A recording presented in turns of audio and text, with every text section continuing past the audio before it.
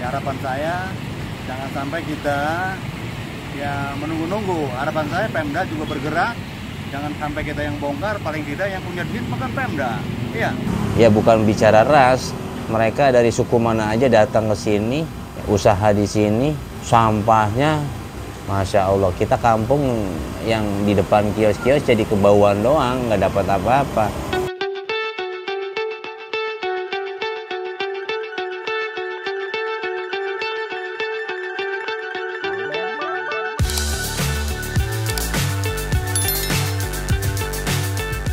Beginilah penampakan permukiman pinggir Kali Baru seberang Masjid Jami Al-Manar, Tambun Selatan, Bekasi, Jawa Barat saat bangunan masih berdiri. Dan ini penampakan permukiman di lokasi yang sama saat bangunan sudah rata dengan tanah. Lebih lebar kan? Yuk kita lihat penampakan before and after-nya.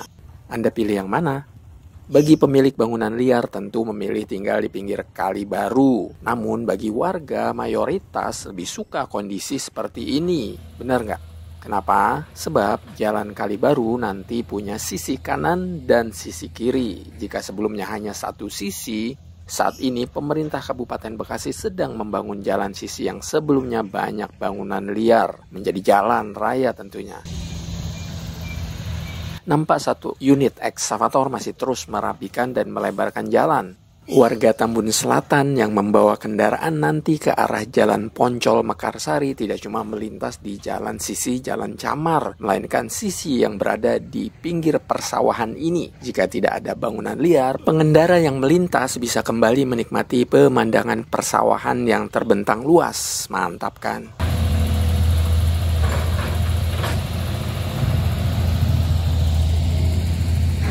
Saat saya berada di lokasi Jalan Kali Baru, Tambun Selatan ini kebetulan menjumpai Camat Tambun Selatan, yakni Pak Sopyan Hadi dengan rombongan yang sedang mengontrol kondisi Kali Baru, tepatnya di perempatan Jalan Raya Sumberjaya dekat pintu masuk perumahan Yapa Mas Indah. Pak Camat berharap setelah bangunan liar dibongkar seperti ini, di pinggir Kali Baru segera dibangun dinding penahan tanah atau DPT. Alhamdulillah saya ini kedatangan dari tim pemerintah daerah. Mereka akan cek langsung, mudah-mudahan nanti akan ada perbaikan kiri kanan jalan, tanah penahan tanggul.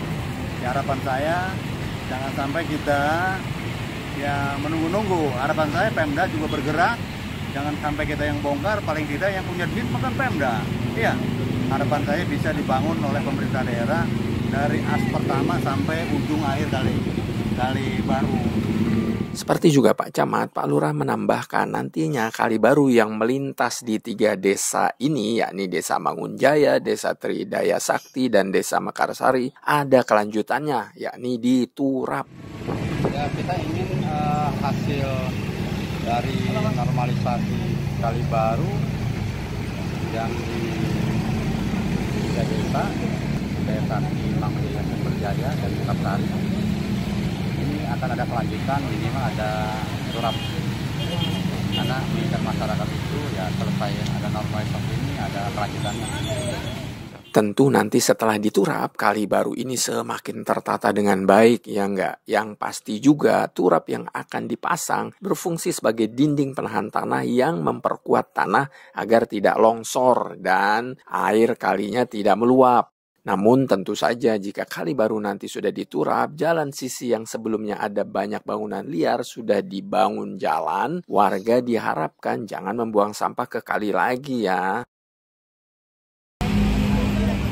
Berbicara kali di Tambun Selatan ini, ternyata dulunya Kali Baru ini bening loh. Maklumlah para pendatang dan perumahan belum ada. Ya mungkin ada tapi sedikit, yang ada justru persawahan yang membentang. Hal ini dikatakan oleh salah seorang warga Tambun Selatan yang saya sempat temui. Itu kali masih jernih, kiri kanan belum ada bangunan. Masih pohon pete, space-nya jaraknya dari pohon ke pohon itu 3 meter. Pohon pete Cina, yang kecil-kecil tuh, 3 meter. Terus dulu transportasi, kalau flashback ke belakang, transportasi masih Delman sama Losbak. Nah pas masuk angkot tuh tahun 88-an lah, 88 enggak deh, 90-an angkot masuk 90-an tuh baru angkot. Transaksi jual beli masih pasar Tambun, pasar tradisional.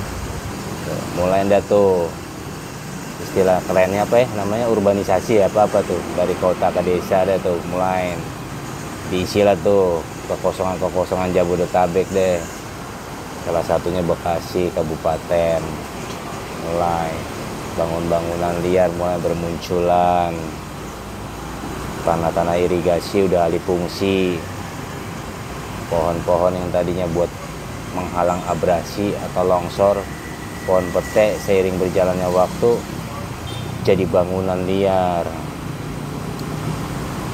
Ya bukan menyalahkan orang kecilnya juga si pemilik bangunan, adanya bangunan liar sampai begitu banyak dari hari ke hari, bulan ke bulan, tahun ke tahun, ya karena memang ada aparat atau oknum yang terlibat dari tingkat kecamatan, dinas pengairan, desa, semuanya aset negara dijual belikan. Kadang ada yang dijual belikan, ada yang dikontrakin dan segala macem lah.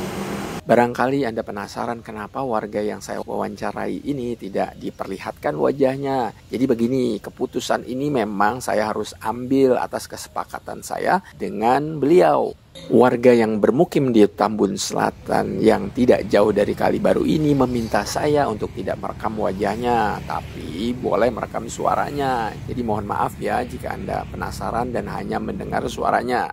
Balik lagi ya, jadi menurut warga ini sebetulnya dulu penataannya adalah 70% untuk tanah persawahan dan 30% untuk tanah darat. Tapi kenyataannya Pertigaan sana itu ada 2 pintu air, 3 pintu air. Nah, sebelum dibongkar bangunan liar kan tuh ada warteg depan berseberangan. Nah, itu di belakang warteg sebelah kanan jalan sama warteg sebelah kiri jalan itu pintu air. Nah, 2 pintu air ini kan istilahnya masuknya Kabupaten Bekasi, Kecamatan Tambun Selatan. Nah, irigasi ini induknya dari Kalimalang ngalir ke sini. Nah, di situ tuh ada 2 pintu air. Sini sama ini ke arah Jalan Raya Tambelang ini, terus sono sampai Gria Asri 2 atau perumahan Gria Asri 2, gerbangnya sampai perumahan Gria Melasti.